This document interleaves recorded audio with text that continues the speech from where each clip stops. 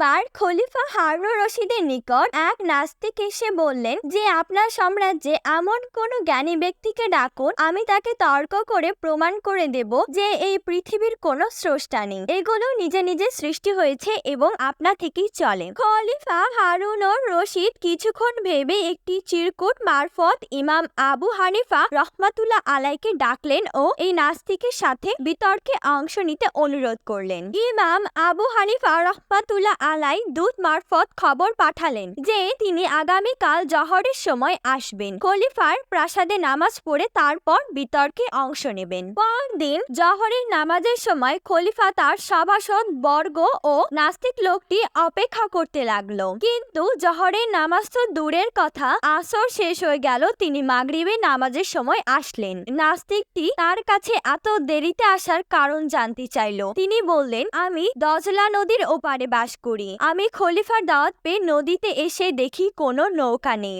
অনেকক্ষণ অপেক্ষা করেও কোনো নৌকা পেলাম না। সহসা আমি দেখলাম একটি গাছ আপনা আপনা উপরে পড়ার পর সেটি চেরাই হয়ে নিচ থেকে তক্তায় পরিণত হলো, তারপর এটি নিজে নিজে একটি নৌকায় পরিণত হলো। ততপর আমি এটাই চড়ে বসলাম, নৌকাটি নিজে নিজে চলতে চলতে আমাকে এপারে পৌঁছে দিল। নাস্তিকটি এই কথা শুনে হো হো করে হেসে ফেলল, তারপর বলল, ইমাম সাহেব আমাকে কি বোকা পেয়েছেন যে এমন গাঁজাখড়ি গল্প বিশ্বাস করব?